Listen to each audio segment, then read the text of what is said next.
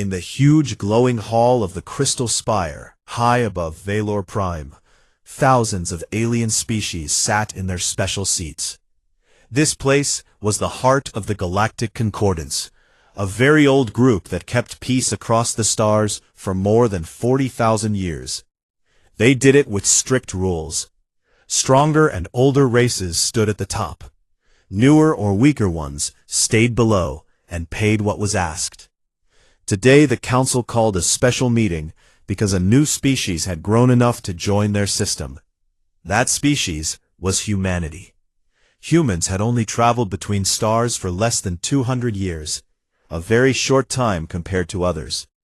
Many council members thought humans were still like young children in the galaxy. Now the time had come to give them the tribute order. The order was simple but heavy. Every new race had to pay a big price to stay safe and trade with the rest. They had to send valuable things from their home worlds. Rare metals cleaned and ready for machines, strong fuel like antimatter, fast-thinking computer parts, and even some of their own people to work on the rich central planets. If a species said no, bad things followed. Their ships could not travel safely. Their stations could be blocked. In the worst case, the big fleets of many races would come and destroy them. No one had ever refused for long. Everyone learned to obey. Ambassador Kael'thir from the Varathian race stood up to speak. Varathians were tall with shining scales and very old wisdom. He held a small golden ball in his many-jointed hands. Inside the ball was the official order written in light codes that every translator could read. He spoke in a calm, deep voice that echoed through the chamber. The words appeared in glowing letters above every seat. He explained the amount humans must pay each cycle. It was not small. Earth would lose a large part of its best resources. Many young humans would leave their families forever to serve far away. Kael'thir finished and looked around. Most counselors made signs of agreement. The insect-like cricks clicked their mandibles in approval. The floating crystal mines pulsed soft green light to show they accepted. The gas beings in their mist tanks released calm blue vapor. They all believed this was normal. This was how the galaxy worked. Newcomers paid so the old ones could stay comfortable. In the center of the hall sat the only human there. Her name was Captain Elena Voss. She wore a plain dark uniform with no bright decorations. Her face looked strong and tired at the same time. Long scars ran across one cheek from old battles back in the Sol system when humans fought each other before they united. She sat straight and did not move much while Kael'thir spoke. The translator in her ear gave her every word clearly. She heard the demands. She saw the pictures of what humans must give. She noticed how sure every alien looked. They thought humans would accept, like all the others before them. When Kael'thir stopped talking, the hall became very quiet. All eyes turned to the human woman. Elena Voss stood up slowly. She walked forward to the low platform where the golden ball waited. No one spoke. She looked at the shining sphere for a moment. Then she reached out and took it with both hands. The ball felt cool against her skin. She held it for a second longer. Every counselor watched, waiting for the usual thanks or careful questions that new races always asked. But Voss did not say anything. She gave a small bow, just enough to show respect according to the rules. Then she turned and walked out of the huge hall. Her steps were steady and not fast. The doors opened silently for her and closed behind her with a soft hiss. Inside the chamber, surprise spread like wind. Pheromones of confusion floated from the insect seats. Light patterns flickered in confusion among the crystal mines. The gas beings swirled faster in their tanks. Kael'thir tilted his head. He had expected words, maybe a promise to discuss it at home, or even a polite refusal that could be talked away. But silence? Just silence and a bow? He looked at the others. Some made small laughing sounds. One tall feathered delegate said in an amused tone, "They are shocked. Give them time. They will send the first ship soon." Another agreed, "Yes, they always do." Caelthier nodded, but felt a tiny strange feeling inside. He pushed it away. Humans were new. They did not know the power of the concordance yet. They would learn. 3 months passed after that day. No human ships came with tribute. No messages arrived asking for smaller payments. No diplomats begged for more time. The council sent gentle reminders through normal channels. Still, nothing. Scouts reported that Sol System looked busy. Strange new factories grew around the outer planets. Ships moved in patterns never seen before. But no attack. No angry words. Just quiet work. The aliens began to feel a small worry. Why so silent? Caelthier stood again in the hall one day and spoke to the council. He said they should send one big warship to remind the humans in person, just to show strength. Not to fight yet, only to make the message clear. Everyone agreed. The ship was chosen. It was called Eternal Harmony, a huge vessel from many races working together. It jumped through space and appeared near Earth's moon. Its powerful voice broadcast the same order again across every human channel.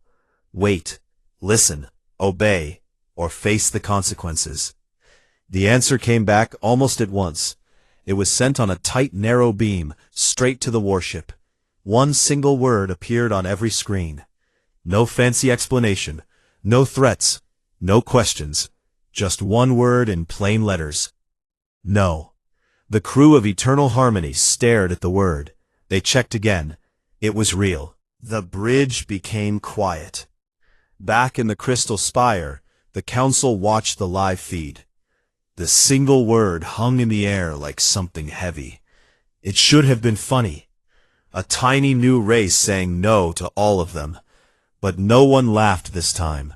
Something felt different. Something cold moved through the ancient hall. The humans had answered, and their answer was one word that no one expected. 3 standard months went by after Captain Elena Voss left the Crystal Spire with the golden sphere in her hands. The Galactic Concordance tried to act like everything was normal. Delegates talked about old problems like pirate activity near the rim worlds, repairs to aging gate pylons, and arguments over who owned certain nebula mining rights. But everyone felt something different under the surface. No tribute came from humanity.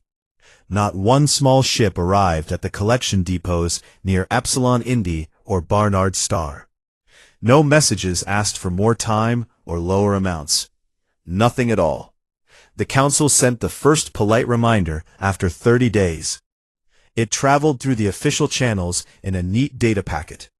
The packet explained again why tribute was fair and necessary for peace. It listed the exact resources needed and the schedule. It even added kind words about how humanity would benefit from full membership soon. The packet reached Sol space and disappeared into the human network. No answer came back. Scouts kept watch from safe distances. They saw busy traffic around Earth, Mars, and the Jovian moons. New construction happened in the asteroid belt. Large frameworks grew fast, like metal skeletons taking shape. Strange power spikes appeared in the far Oort cloud, where icy bodies floated in darkness. But no fleets gathered in battle formation. No weapon tests lit up the void. The aliens told each other it was just nerves. Humans were young in the galaxy. They needed time to accept reality. After 60 days, the second message went out. This one was firmer. It warned of soon-coming sanctions. Human trade goods would face high taxes on neutral stations. Human travelers would get extra security checks. Bank accounts linked to Earth would freeze if no payments started. Again, silence. No angry reply. No diplomats rushing to talk. Nothing. Worry started to spread like slow poison through the council. Delegates whispered in private corners. Why so quiet?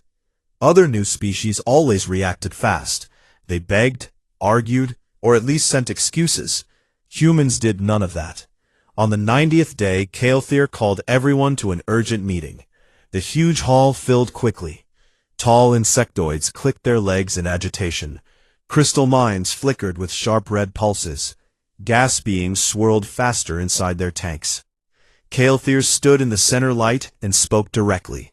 He said humans had ignored 3 clear demands. This was not normal behavior. Most races bent by now. Some paid partial tribute to show respect. Others asked for talks. But humanity sent 0. Not a gram of metal, not one worker, not even a word of explanation. He proposed sending the Eternal Harmony. The great combined fleet battleship would go to Sol. It would not fire. It would only orbit Luna and broadcast the order again in person. A strong reminder. A show that the Concordance had teeth. The vote passed fast. Almost no one said no. The ship left its dock soon after. Eternal Harmony was a monster of a vessel, kilometers long, covered in weapons arrays from a dozen races. Its engines could shake small moons. Its crew came from everywhere in the Concordance. It jumped through the gate network and appeared near Earth's moon in a burst of blue-white light. The ship hung there like a metal mountain in the black. It opened every channel humans used. Its voice boomed calm but hard. It repeated the tribute demand, word for word. It showed the amounts again. It warned of blockade if no answer came soon. Then, it waited. Time passed slowly on the bridge. Crew members watched screens. Sensors scanned for any movement. Nothing big came. No swarm of fighters. No defense platforms powered up. Then a tight beam signal arrived, thin as a needle, direct to the command deck. It appeared on every display at once. One word in plain text. No. The captain blinked. He ran checks. Translation perfect. Just no. Nothing else followed. No long speech. No counter list. No please wait. The bridge went very quiet. Crew looked at each other. They had expected fear or rage or clever words.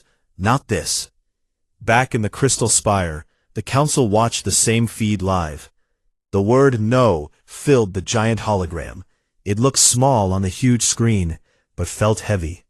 A few delegates made soft laughs at first. One said maybe it was a joke. Another said perhaps a low-level officer sent it by mistake. But the silence after stretched long.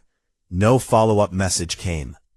The Eternal Harmony sent another demand, louder this time, with video of its main guns glowing as they charged just a little, to show what could happen. The reply came back even faster. Same single word. No. The ship stayed for days. It scanned everything. Human space looked normal. Cities on Earth lit up at night. Cargo moved between planets. Ships traveled usual paths. No panic, no rush to build defenses. It was like the word no was enough for them. The council called the ship home. When Eternal Harmony returned, its crew told quiet stories. They said the human silence felt worse than screams or threats. They said that one word stayed in their heads longer than battle alarms. Kael'thir listened and felt cold inside. He had watched many species join over thousands of years. Some resisted with ships, some with words, some with tricks. None ever answered every call with nothing but no, and then went back to quiet work. What were humans planning in that silence? Why no fear? Why no talk? The questions grew bigger each day. The council voted for first sanctions. Trade lanes closed to human ships. Accounts locked. A few human merchants held on distant stations. Word spread fast through hidden channels to Earth. Still no public anger from humanity. No speeches. No protests on broadcasts. Just more quiet building in Seoul. Small, fast probes started appearing near Concordance listening posts. They did nothing bad.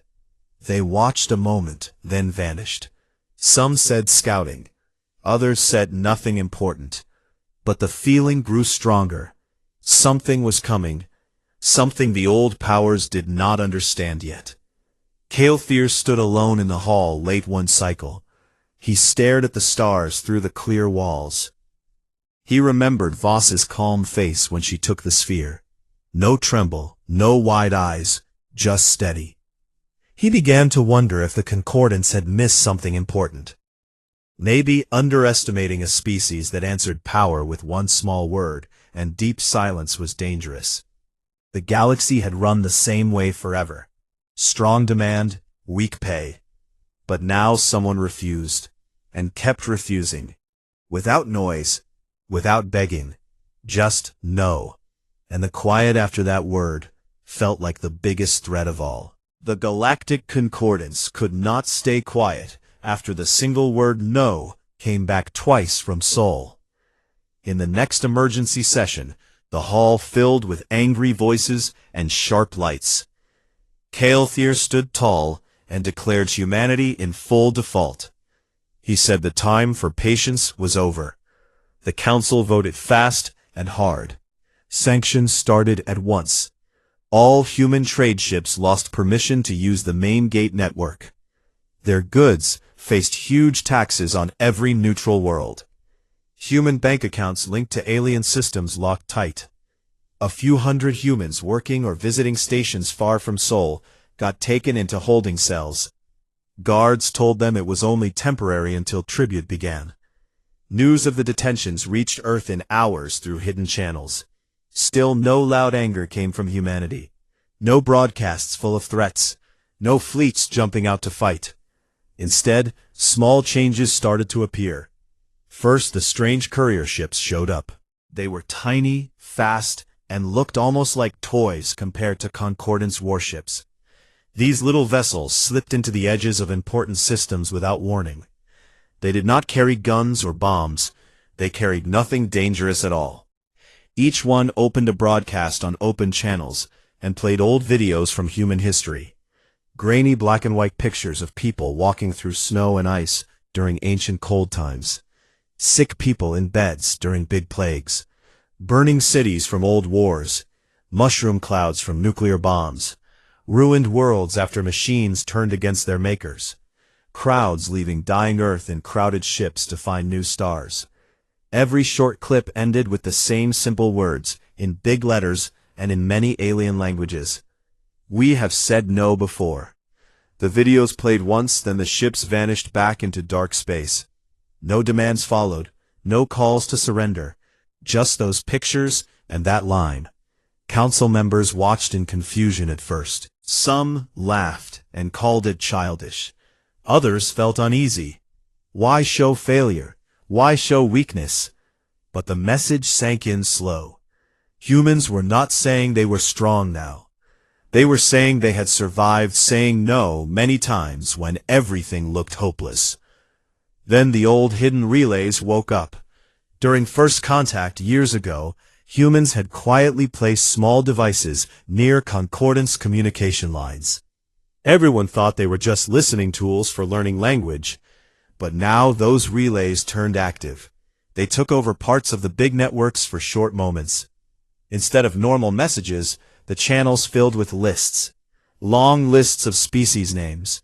Each name came with dates and short facts. These were races that once refused tribute long ago. The records showed how the Concordance slowly erased them. First trade stopped, then gates closed, then fleets came.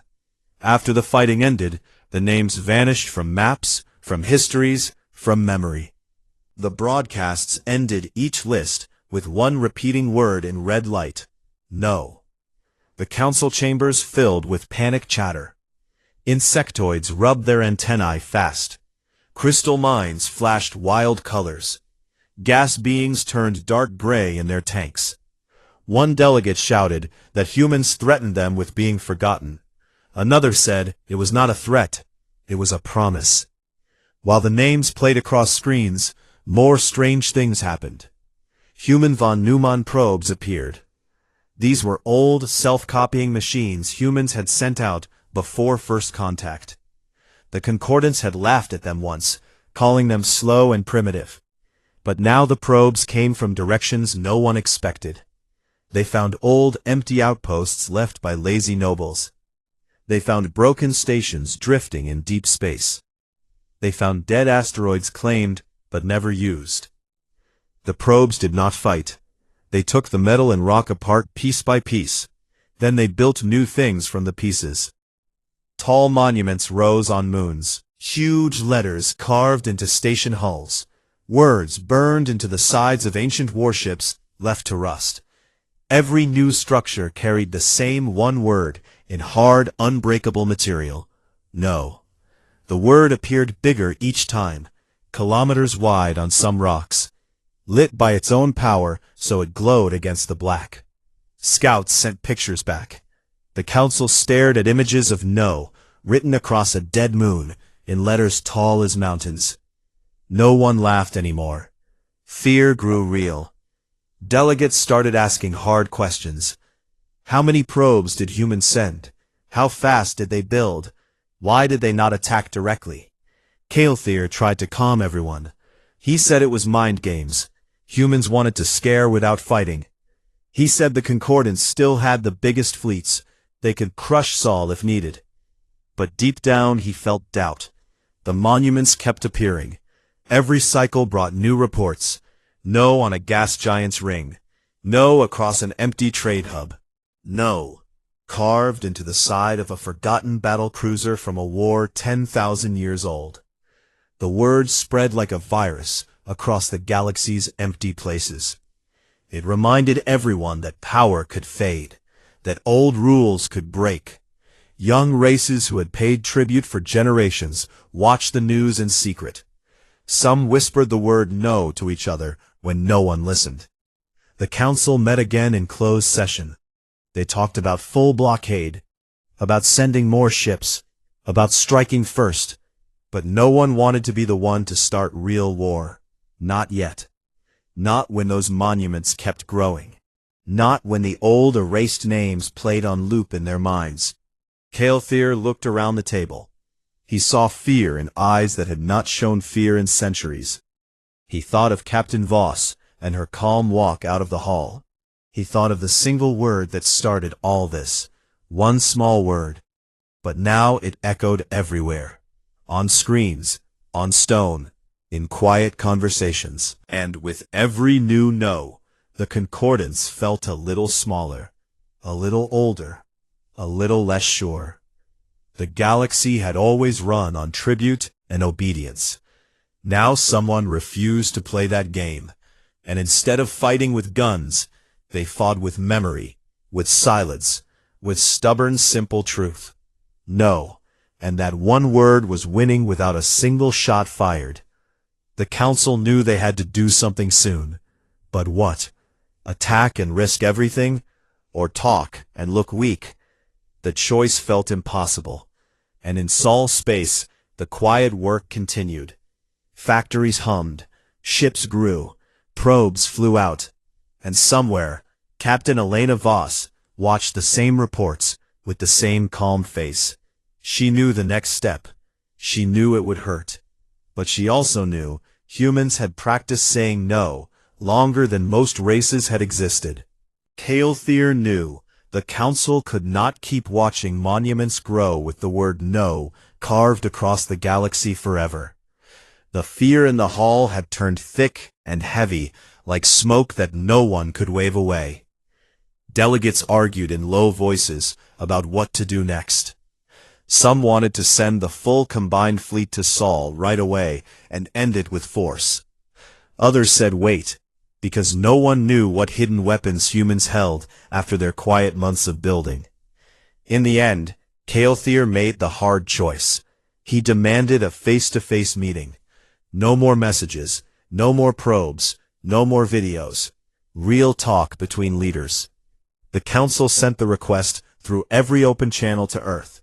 They waited for days with tight nerves. Then the answer came back fast. One short message. Humanity agreed, but only on their terms. The meeting would happen aboard a human ship, not in the Crystal Spire, not on neutral ground, on their ground, the ship named UNS Defiance. Many said it was a trap. Others said refusal looked weak now. In the end, they voted yes. A small group of top delegates would go. Cael'thir led them. They took the fastest shuttle through the gates. When they arrived near Sol, a single human vessel waited alone in empty space, far from any planet or moon. The Defiance looked nothing like the small frigate it had been during first contact years ago. It had grown huge, kilometers long. Its hull shone with strange dark metal that drank light. Long, sharp spines stuck out along its sides like thorns. Engines glowed soft blue in patterns no Concordance ship used. Scans showed power levels higher than anything the aliens knew. The shuttle docked. Airlocks hissed open. Inside, the humans waited in a wide, bare room with plain metal walls and bright white lights. No decorations, no thrones, just a long table and chairs that looked made for many sizes. Captain Elena Voss stood at the head. She looked older now, lines deeper around her eyes, hair shorter and streaked with gray. But her back stayed straight. Her voice stayed calm. Behind her stood rows of humans, engineers in work clothes with tools on belts, scientists holding data pads, soldiers in simple armor. Ordinary faces, no monsters, no giants, just people who had changed the rules in months. Cael'thir and the delegates took seats on one side. Voss sat across from them. No smiles, no warm greetings. She spoke first in clear, simple words through the translator. She said the Concordance had asked for tribute. Humans had said no. The Council had pushed with sanctions and ships and words. Humans still said no. Now the time had come to explain why no would never change. She nodded to an engineer. A hollow display rose from the table. It showed maps of space. Lines of light connected stars. The lines looked like the ancient Concordance gate network that everyone used for fast travel. But then new lines appeared, faint at first, then bright, a second network, parallel. Independent, built by human hands. Voss explained they had studied the first gate tech during the early contact years. They took it apart in secret labs. They made their own version, better in some ways, faster jumps, no need for the old pylons. Hidden routes no one else could see or use. The council delegates stared. One crystal mind pulsed fast in shock. Cael'thir felt cold run through his scales. Humanity had not begged for gates. They had stolen the secret and built their own. Voss kept talking. She said the gates were not the only thing. Humans knew war from long history. They knew how to make things that destroyed everything if pushed too far. She showed another display. Small devices. Simple shapes, placed in secret spots near important Concordance gates long ago. If triggered, they would send a signal. The signal would make every major gate collapse at once. Tiny black holes would form inside the rings. The gates would eat themselves in nearby space. Fleets would trap. Whole systems would go dark. Not to win a war, to leave, to cut the galaxy in pieces if needed. Humans would take their people through their own gates to new places far away. The old network would die. The Concordance would wake up to a smaller, weaker galaxy, one they could not control anymore. Cael'thir spoke then. His voice shook a little. He asked if this was a threat to destroy everything. Voss looked straight at him. She said no. Not a threat. A promise. If the Council forced tribute with guns or blockade, humans would not fight back the usual way. They would break the old system and walk away. The Council could keep their power over everyone else, but not over humans. Never over humans. She leaned forward. She said humans had said no to ice, to hunger, to tyrants, to machines that wanted to rule them, to their own fear. One word had carried them through all of it. No, and that word would carry them now. The holo maps glowed between them. The new human gates shone like a web no one had seen before. The collapsed devices waited like quiet shadows. Cael'thir looked at Voss. He saw no hate, no joy in winning, just tired, steady eyes that had decided long ago. He thought of every species that bent the knee before.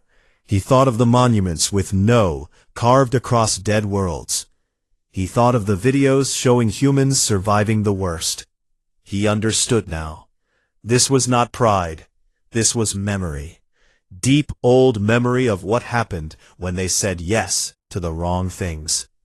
The meeting ended without shouts or deals. Voss stood. She said the council had the facts now. They could choose, force and lose the gates forever, or change the rules and let humans stand equal. No tribute, no workers sent away. Equal voice, mutual help only if both sides wanted it. The delegates left the Defiance in silence. On the shuttle ride back, no one spoke much. Caelthier stared out at the stars. He felt the weight of 40,000 years pressing down. The old order had worked because everyone accepted it. Now one species said no and showed they could make it real. Back in the Crystal Spire, the council watched the full recording. Faces turned pale or dark or blank. No one suggested attack anymore. The risk was too big, the cost too high. For the first time in memory, the ancient rulers felt small. And in Sol space, the Defiance turned away slow and calm. Its spines caught starlight like blades. Captain Voss walked the halls. Crew nodded to her as she passed. Work continued. Gates kept opening in secret. Probes kept building. But the quiet felt different now. Not waiting, not hiding. Ready. The galaxy had heard one word many times. Now it understood what that word really meant when humans said it. No meant the end of asking. No meant the start of something new, and no one could force them to take it back. The shuttle carrying Caelthier and the other delegates returned to the Crystal Spire in total quiet. No one spoke during the long trip through the gates. Each alien sat alone with their thoughts. The images from the UNS Defiance stayed fresh in their minds. The second gate network, the collapse devices, the calm face of Captain Elena Voss as she explained that humans would break the galaxy's spine rather than bend. When they stepped back into the huge glowing hall, the council waited in tense silence. Every delegate from every important race had come. Insectoids clicked softly. Crystal minds pulsed slow and dim. Gas beings floated still like frozen clouds. Caelthier walked to the center platform. He did not need to raise his voice. Everyone already knew something big had changed. He told them everything. The new gates humans built in secret. The way they could leave and take their paths with them. The promise to collapse the old network if pushed too far. He spoke without anger or fear, just facts. When he finished, the hall stayed quiet for a long time. No shouts, no quick votes. Then, one by one, the delegates began to talk. A young feathered race member spoke first. She said attack was too dangerous now. If the gates fell, many worlds would starve. Trade would die. Fleets would sit trapped. An old methane breather agreed in deep rumbling sounds. He said the Concordance had ruled by making sure no one could leave. Humans showed they could. That changed everything. More voices joined. Some still wanted force. They said humans bluffed. But most saw the truth. The risk was real, the cost too high. No one wanted to be the one who broke 40,000 years of order just to force tribute from one small new species. Days passed in closed meetings. Messengers ran between ships and stations. Experts studied the data Voss had shown. They confirmed it all looked possible. Human tech had jumped far ahead in secret. The council faced a hard choice. Fight and maybe lose control of the whole galaxy. Or talk and lose face, but keep most of the old power. In the end, they chose talk. New terms were written fast. The tribute order for humanity ended. No more demands for metals or antimatter or people. No more taxes on their trade. Humans got full voice in the council. One seat equal to the oldest races. Defense packs only if both sides agreed. No forced help. The message went out to Saul, in a golden sphere like the first one. But this time the words inside asked for peace, not payment. When the sphere arrived at Earth, Captain Voss accepted it herself. She read the new rules with the same calm face. She sent back one short reply. Accepted. No thanks, no big speeches, just that. The sanctions lifted quietly. Human merchants returned to neutral stations. The detained workers went home on fast ships. The monuments with the word no stayed where they were. Scouts still found new ones sometimes, in far, empty places. But fewer appeared now. The probes slowed. The second gate network stayed hidden but ready. Humanity did not push for more. They went back to their own work. Cities on Mars grew taller. Ships left Sol for new stars, using their own paths. Scientists shared some small discoveries with the Council when they felt like it. Not everything. Just enough to show goodwill. Not everything. The galaxy watched and waited. Many old races felt angry inside. They lost the easy control over one species. Some whispered that humans had tricked everyone. Others said humans had reminded them of something forgotten. That power did not last forever if it rested only on fear. Younger races listened closest. Species that had paid tribute for centuries started to ask quiet questions in their own halls. Could they say no too? Could they build their own gates? Could they carve their own word across moons? No one answered loud yet, but the whispers grew. In the crystal spire, the meetings changed a little. Voices sounded different, less sure, less loud. Kael'thir still led many sessions, but he spoke softer now. He looked at the empty human seat when Voss or another delegate came. He remembered her scars and her steady eyes. He understood now why humans answered with one word. It was not rudeness, it was memory. Deep memory of times when saying yes meant death or chains. Saying no meant life, even if it hurt, even if it cost everything. The old order still stood. Most races still paid. Most gates still worked under Concordance control. But a crack had formed. A small one, but cracks spread. In soul space, life went on. Factories hummed. Children played under new skies. Ships jumped to places no one else could reach yet. Captain Voss walked the halls of the Defiance sometimes. She looked older each cycle, but her steps stayed sure. She watched the stars and thought of the word that started it all. One small word against thousands of years of rules. It had not broken the galaxy. It had only reminded everyone that rules could change. That strength did not always come from biggest ships or oldest names. Sometimes it came from people who refused to forget their own story. Who carried one word like a shield and a sword. No. And because they meant it, the stars listened. The Council changed its rules for the first time in memory. Not because humans won a war. Not because they threatened to destroy everything.